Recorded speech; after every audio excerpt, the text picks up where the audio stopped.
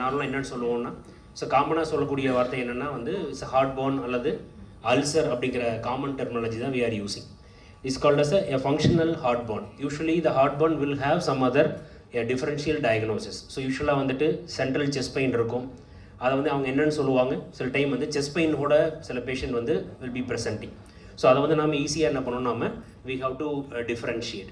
So only after the differentiation we have to give the proper effective treatment. So இந்த 1 hour செஷனில் நம்ம என்னென்னலாம் பார்க்க போகிறோம்னா, so what about the epidemiology, so the duodenum mostly 90% and some percentage will be due to the H. pylori. இப்போ ulcer அப்படின்னா நார்மலாக நம்ம என்ன திங்க் பண்ணோம்னா, நம்ம கேஸ்ட்ரிக் மியூக்கோஸா வந்து எரோட் ஆகிருக்கும் அல்லது அந்த இடத்துல ஒரு புண்ணோ அல்லது அல்சரேஷன் ஃபார்ம் ஆகிருக்கும், அப்போ மியூக்கோஸா அஃபெக்ட் ஆகிருக்கும் அப்படிங்கிறது தான்.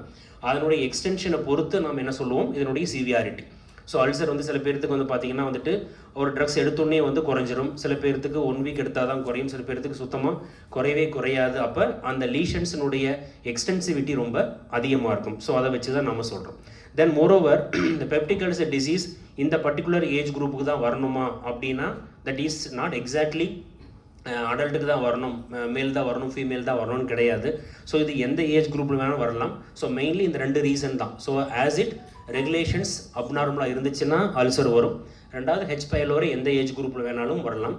தென் மோர்லி நம்ம இதை என்ன சொல்கிறோம் அப்படின்னா, இன்க்ரீஸிங் ஏஜ் அப்போ இந்த பெப்டிக் அல்சர் டிசீஸினுடைய ப்ரிவலன்ஸ் அதிகமாக இருக்கும். ஏன்னா ஒரு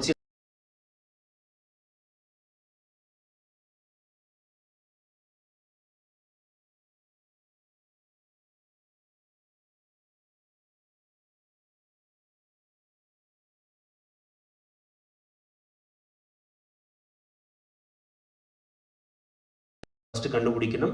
தென் we have to start the treatment effectively. Then provide H. pylori இருக்கா இல்லையான்னு சைமல்டேனியஸாக நம்ம செக் பண்ணிக்கிறோம். 3வது NSAID யூசர்ஸ் இருந்தாங்கன்னா நம்ம அதை மினிமைஸ் பண்ணுறோம்.